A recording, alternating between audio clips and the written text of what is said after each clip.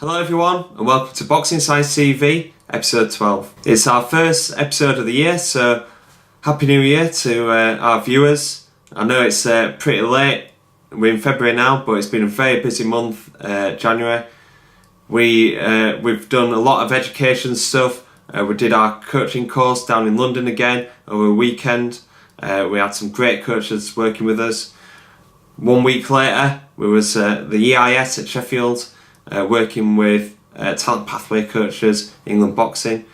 It's great for us to spread the boxing science message to over 50 different coaches in the first month of 2018. It's been busy with our athletes. We've had Kal Yousaf and Muma Mwemba in professional boxing fights at the Ponds Forge in Sheffield, both getting shutout points wins over 6 and 4 rounds. We have Gavin McDonnell and Jordan Gill, both working towards big fights in February and March. We've got Anthony Fowler on the Amir Khan undercard in April. And across the weekend, just gone, we've just been to the British University Championships, which is in short BUCS, and we went down with Sheffield City, ABC.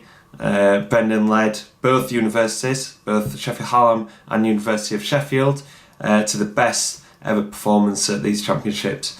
We got 3 golds and 2 silvers for Hallam, and we got 1 gold and 1 silver for Uni of. And that basically is showing what the great work that Brendan's doing. Each year we're getting better and better and bringing back more medals and more gold medals as well. Out of 8 entries we come back with 7 medals. So great weekend down in the Stoke.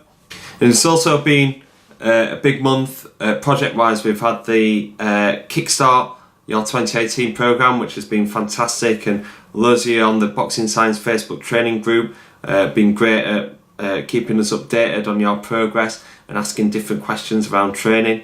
We've had the youth training programme, which has had great response. We've had some great feedback, and we're looking forward to seeing how this has an impact on training your young athletes. And then we've kicked off our mini documentaries, where we're working with Epicam Productions to create profiles of different boxers that are working on the programme. These videos not only saying about the different benefits and giving you an insight to the types of training that we do with our athletes, but also create a profile for the boxers, learning more about their journey, their recent fights, and how the training has had an impact on their performance. The first one that we released, and it's in the link in the bio, is of Jordan Gill as he prepares to take on Jason Cunningham on the JD Next Gen show in Manchester on February 25th. Jason's a former 2-time Commonwealth champion, so it's a massive step up for Jordan. Jordan's been working relentlessly in the gym with Dave Caldwell and in the Boxing Science Labs.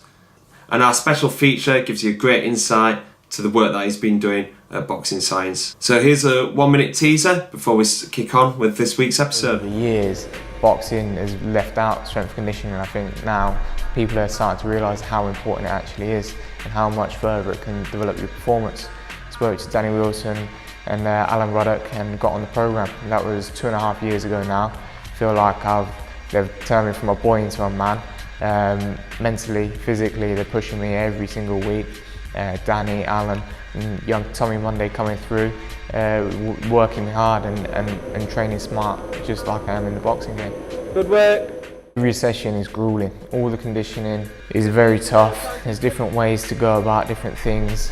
Today we're running in the altitude tent to take the speed out of my legs, but still work my cardiovascular system at a high level.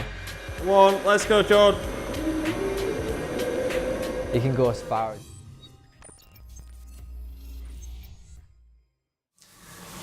So 2017 was a massive year for boxing. We saw some massive fights. 2018 looks like it's going to be even bigger. We've got the unification heavyweight fight between Joshua and Joseph Parker. We've got the rematch between Tony Bellew and David Hay. We've got Golovkin versus Canelo again. And the main big fight, the first big fight of the year, is in the WBSS, the World Boxing Super Series, and it's in the super middleweight division between George Groves and Chris Eubank Jr. And it's on the tip of everyone's tongue at the moment. I've been speaking to everyone about it. There's a divide in opinion, as always, and even though it's a fiercely competitive fight, the more and more people that I speak to are favouring Chris Eubank Jr. And from the get-go, I've thought that George Groves would be the favourite with his experience. He's got the WBA Super World title, and he's been in some big fights, but people are siding with Chris Eubank Jr. and I've asked them why do you think, and a lot of people are saying about the work rate, and the work rate being too much for George Groves. And you see Chris Eubank Sr. saying about how his son throws hundreds of punches per round.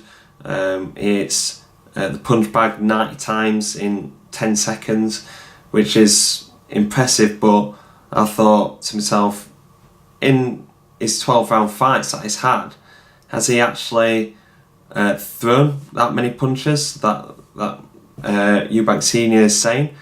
Especially against Billy Joe Saunders in the first 6 rounds, I thought that he was saving himself, as saving his energy for to go over the 12 rounds. He wasn't that confident in his fitness, and in the Eubank fight, he seemed to step off the gas in the last 6. So, as a sports scientist, I decided to have a little bit of a delve into the numbers.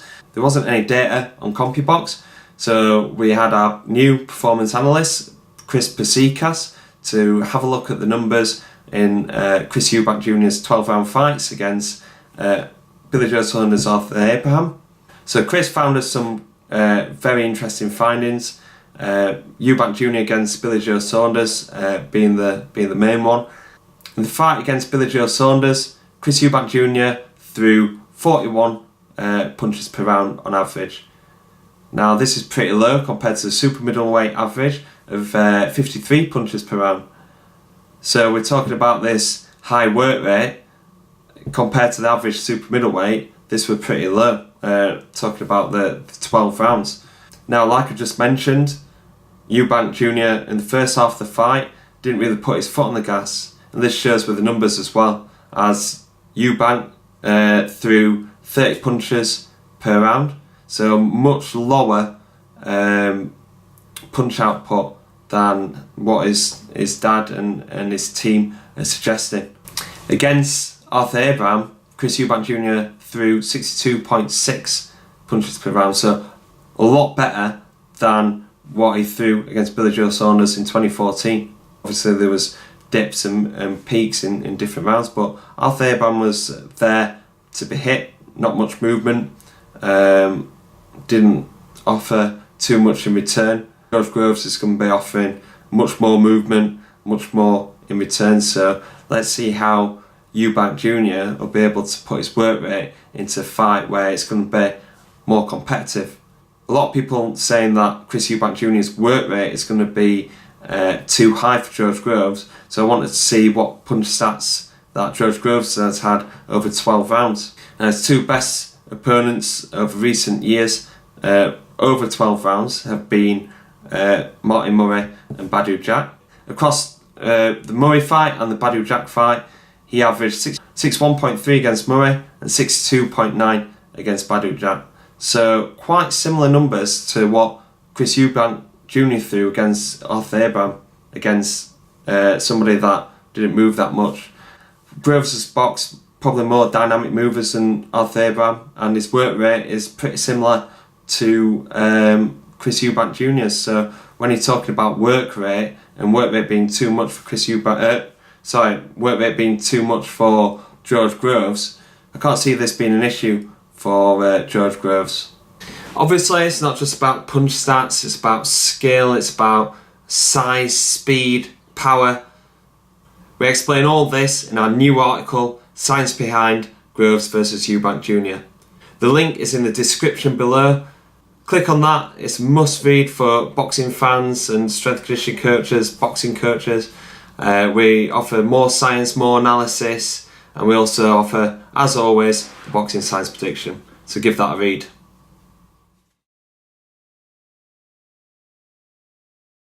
Speaking of George Groves, brings us on to our next feature of this episode.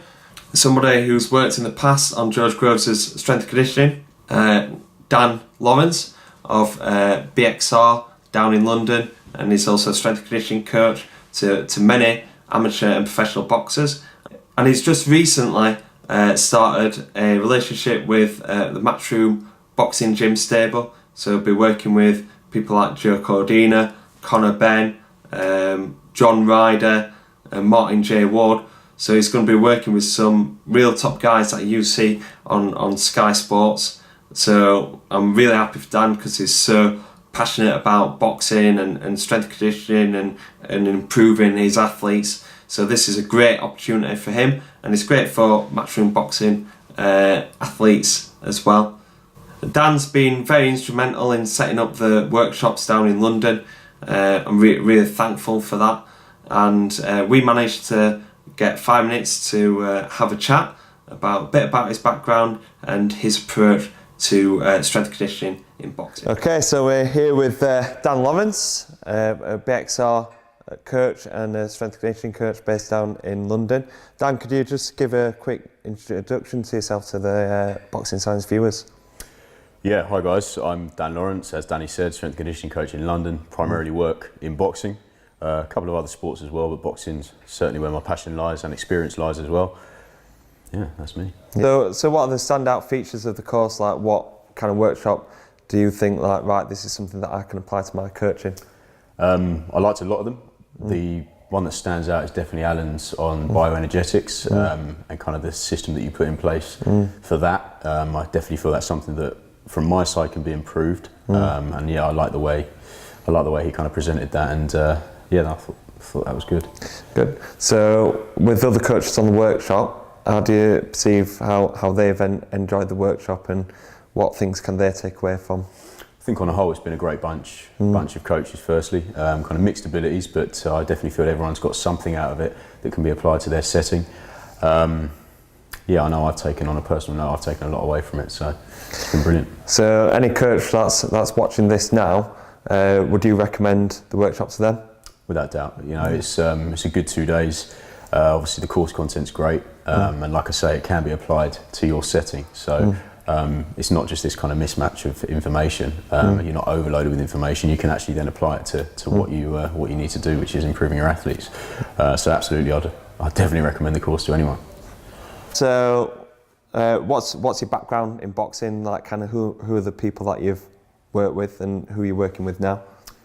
I've been very fortunate in boxing. Yeah. I've worked with, you know, some very high level amateurs, you know, junior ABA champions, ABA champions, some pros. So I've worked with George Groves. Been fortunate to work with George. Some other fighters, Sammy McNess I've just started with. Jake O'Meara, another undefeated pro. Dean Richardson, 5-0 as a pro. Jimani Camaro, Southern Area champion. John O'Donnell. Yeah, I've worked with quite a few. I've been very fortunate to work with a few. So yeah. Great stuff. So you've worked at like the very top level and people that are just starting out on their pro careers and in amateurs as well. What's the biggest kind of problem that you see in boxing training, and how do we need to improve boxing as a sport, how it approaches like strength conditioning and sports science? I think in boxing there's definitely there's still some old school kind of methodologies that are applied, you know, that might work in certain settings and might not in others. I think there's definitely some better ways of executing certain things to allow for certain adaptations to happen. It's a battle that I've been certainly fighting for a few years, and I think just in boxing as well, they seem to go balls to the wall a lot of the time. I think stress management is definitely something that we've implemented. You know, not just in our sessions, in what they do outside of our sessions, just a basic RPE.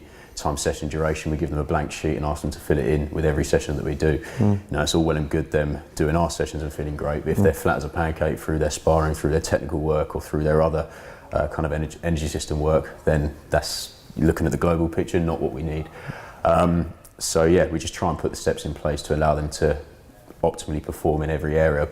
But even though we come at it from a strength and conditioning side, the primary driver is obviously what they do in the ring, you know. Yeah. So we're just trying to add to that. So we look at it in a global way and just trying to manage their stress, but also try and educate them that sometimes less is more. Yeah, we're not looking for the strongest athlete, the fastest one, or the one that's going to be running at the fastest speed. We're basically making them better. Absolutely. To become better at their sport. So you know, both Boxing Science and yourself are really fortunate to have worked with the boxers that we've worked with, and a lot of people like kind of watching this will be thinking, how can we get to that level and work with the athletes that we've done? What's kind of your advice to anybody thinking about getting into boxing and combat sports and working up to like working with athletes such as like George Groves? A number of things, but just be consistent in your approach, you know, be a constant learner. I know we all are, you know, we're all always evolving, always learning in one way or another every single day. Just keep working on yourself. Work with any athlete that you can, you know, whether you're not going to shoot straight to the top of the tree and work with potential world champions or world champions. You need to be seen putting the hard yards in with the younger guys. From a coaching point of view, just care about your athletes, you know, improve yourself, care about your athletes, and be consistent in your approach and what you do. Over time, if you are consistent, then, you know, a break may happen. Good. You got any recommendations for like any books or podcasts that you listen to? You know, obviously Boxing Science TV. That was going to be the first one on my list for sure. You know, I love my podcast. Physical Preparation podcast from Mike Robertson is definitely up there. I love Mike's approach to training, and just his kind of the way he is with people as well is great. He has some awesome coaches on there. He's consistent with the frequency of the podcast being released as well, so that's great. Obviously Pacey Performs, so Rob Pacey's got the podcast there. What others? There's Just Fly Performance as well. I know Joe DeFranco's got one. I think he had Cam Joss on the other day, talking all things unilateral training, which was a really good podcast. Book-wise, Anthony Turner's got the new Advancing Strength and Conditioning, which I find brilliant. Just get the highlighter pen at the ready. It's full on, but very, very good. Other books, so old school Ultimate MMA Conditioning by Joel Jamieson was definitely an influencer over the years. You've got to have super training for Verkhoshansky and sit on the wall. Though I have never read that cover to cover, you know. Again, get the highlighter pen out and dip in and out of that one. What others have been influences? I suppose going back to your previous question in terms of, okay, how do you kind of work your way up to those fighters? And I've said be consistent, you know, set standards as a coach. So a book that I like, which is slightly different, is 7 Keys to Being a Great Coach by Alistair McCaw. Very easy reading. And I felt that, in terms of standards, that's definitely a book that I'd recommend. So, boxing at the minute, what do you think they're lacking in their training at the minute? I think in boxing, though it is changing definitely for the better over the last couple of years, there is this whole, working on that right side of the force velocity curve, sort of explosive med ball work, which certainly has a place. It's definitely something that we use, but I think using it at the right time is very important. An old piece Eric Cressy's got on YouTube is the absolute strength and absolute speed continuum. So just to break it down in simple terms, on the right side you've got absolute speed, which would be your med balls or your sport. On the other side you've got your kind of max strength, absolute strength work. Where would I put boxers who don't follow a proper strength and conditioning program? I would absolutely put them on the right side of that. So for me, it's all about building horsepower in an engine. So I think they should be more towards that left side. Getting them stronger is, this is obviously a general, everyone is individual. But getting them stronger is normally where you see most bang for your buck initially. Obviously, as you grow their training age, you need to be a little bit more smart about kind of what you're doing. But definitely at first, that's where we've seen building the horsepower in the engine is definitely the best bang for your buck from my side. Yeah, good stuff. So thanks for that, Dan. It's the start of 2018. What are your plans and goals, and what you're looking to achieve this year? Deep question. It's very deep. Yeah. I just went away and actually did some goal setting. For me, just be consistent. I definitely have specific goals. Potentially working with some more boxers that might be on the horizon. I've got a couple of things exciting things that may happen. I won't mention too much at this stage. I just want to get it over the line first and foremost.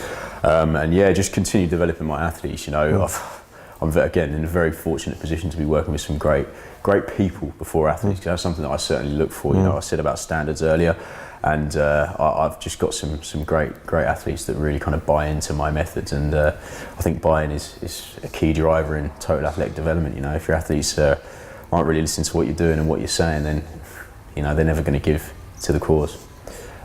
So yeah, just keep developing everyone, keep developing myself as a coach. You know, trying to learn every day and grow. And yeah, they're kind of my main drivers for the year. I'm sure we'll throw some other things in there at certain points, but great stuff. Got a great year ahead of you. Where can people follow your journey? Yeah, the social channels. You know, quite active on Instagram. Perform365 is the. It's going to be. Titles are going to be going down below. Perform365. Yeah, that's kind of the main one. You know, I'm on Twitter as well, but I generally just having nose around what other coaches are saying on Twitter. To be honest, content from my side is mainly on Instagram these days. Yeah, great. And the great thing about your Instagram, everything's like well explained, got rationale and scientific principles as well behind that as well. So I'd definitely recommend anyone to follow you on Instagram. Cheers, Danny. I'm sure I bore a lot of people with all of it, but yeah, I do try and put some good content out there. You know. Great stuff. Cheers, mate. Top man. So that brings us to the end of this episode. Thank you very much for watching and listening to the information that we're passing on to you. If you do have any questions about anything that we've covered today, please send us an email, boxing.sci@gmail.com. Comment on the video, share the video and spread the message of boxing science. And if you haven't done it yet, subscribe to our YouTube page because we've got loads more great content lined up for you. We mentioned quite a bit in this episode about the Ultimate Coaching for Combat Sports workshop. We've delivered 2 in London recently. We're looking to go different places around the UK. If you've got a location that you want us to visit, please send us an email and we'll be in touch with some dates coming up pretty soon. Before I leave you, here's some testimonials of the workshop that we delivered in London in January.